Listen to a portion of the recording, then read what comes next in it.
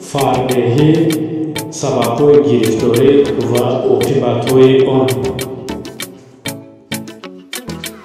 тибқи иттилои Ташкилоти умумиҷаҳонии тандурустӣ, дар саросари ҷаҳон ҳар сол на камтар аз 2,8 миллион нафар дар натиҷаи вазни зиёдатӣ ё фарбеҳӣ вафот менамоянд.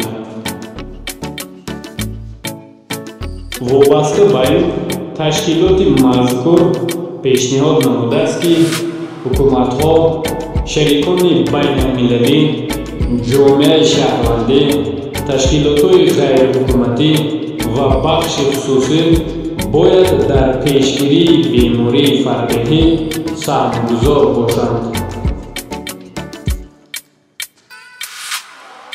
ба таъкиди мутахассисони соҳаи тиб, сабабҳои гирифтор шудан ба бемории фарбеҳӣ гуногунанд.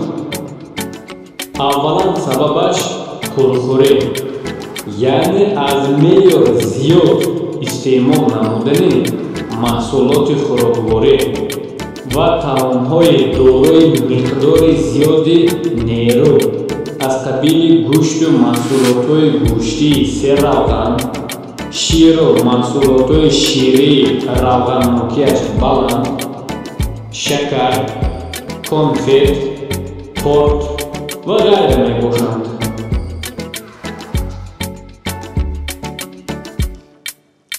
дигар сабабҳои беморӣ камҳаракатӣ буда, он дар ҳолати пурхӯрӣ яке аз сабабҳои асосии фарбеҳӣ маҳсуб меёбад.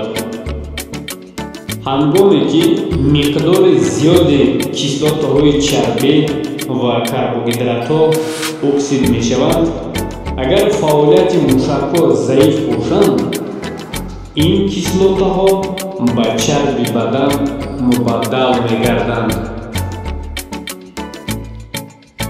бинобар ин, гурӯҳи аҳолие ки камҳаракатанд ба ин беморӣ гирифтор мешаванд. дар баробари ин, одатҳои номатлубе ки омили инкишофи бемории фарбеҳӣ мегарданд, тамокукашӣ ва аз меъёр зиёд истеъмол намудани машрубот мебошанд. гузашта аз ин бемории фарбеҳӣ омили ирсӣ низ буда, падару модари шахс ба ин касалӣ гирифторшуда бошанд, аллакай замина барои инкишофи бемории мазкур дар фарзандони онҳо мавҷуд аст.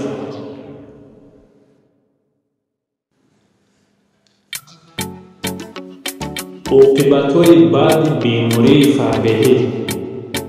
гурӯҳи аҳолие ки ба ин касалӣ гирифторанд, онҳо нисбат ба гурӯҳи аҳолие ки ба ин бемории мазкур гирифтор нестанд, бештар ба ҳар гуна касалиҳо дучор мешаванд, аз ҷумла ба бемории фишорбаландӣ, диабети қанд, саратон ва ғайра.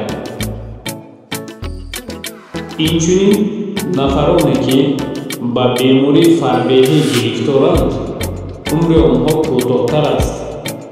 дар баробари ин, зиёд шудани фисади аҳолии мубталои бемории фарбеҳӣ сатҳи иқтисодии оила, соҳаи тандурустӣ ва дар маҷмӯъ сатҳи иқтисодии давлатро паст мекунад. ҷиҳати пешгирии ин беморӣ бо дастгирии ҳукумат, ташкилоту сохторҳои гуногун, аз ҷумла вазорати тандурустӣ ва ҳифзи иҷтимоии аҳолӣ, тадбирҳои гуногунро рӯи даст гирифтааст. аз ҷониби ҳукумати кишвар қабул гардидани барномаи пешгирии фарбеҳӣ ва ташаккули ғизои солим дар ҷумҳурии Тоҷикистон барои солҳои 2019-2024 таваҷҷӯҳи ҷиддӣ бобати пешгирии бемории фарбеҳӣ буда, амалӣ гардидани ҳадафҳои он метавонад бемории мазкурро ба камшавӣ оварад.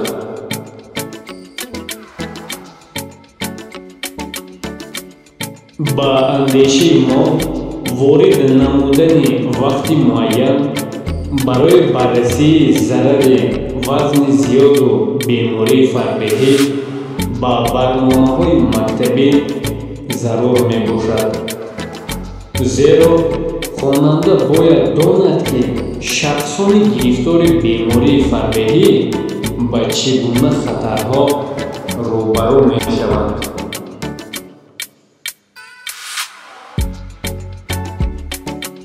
барои пешгирии бемории фарбеҳӣ мутахассисон тавсия медиҳанд ки ба ҷои маҳсулоти хӯрокворӣ дар таркибашон чарбдор бояд маҳсулоти аз орди навъи дуюм, сеюм тайёр кардашударо истеъмол намоем.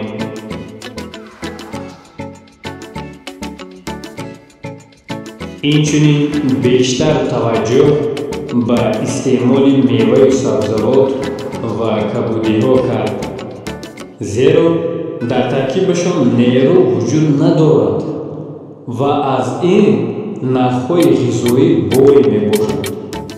дар баробари ин аз истеъмоли меваю сабзавоте ки ширинияшон зиёд аст даст кашидан лозим мебошад. истифодаи зиёди намак, тамдиҳандаҳо дар ғизо, истеъмоли ғизоҳои тезтайёр, нӯшокиҳои ширинии газнокро низ бояд кам кард. ба баланд намудани сатҳи ҷисмонӣ ва фаъолияти ҷисмонӣ аҳамият дода зиёдтар роҳ гаштан ҳатмӣ мебошад.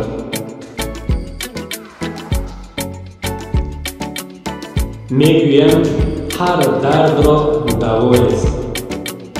дар ин росто бемории фарбеҳӣ низ истисно нест, зеро он табобатшаванда мебошад ва барои ин танҳо иродаи қавӣ лозим аст.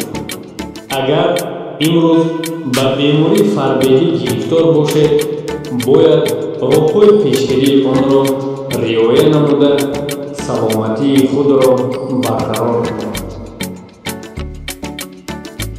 вақте ки ҳар як шахс ба саломатии худ эътибор намедиҳад ва онро танҳо ба илми тиб вазифадор менамояд, дар ин вақт илми тиб низ ҳеҷ коре карда наметавонад.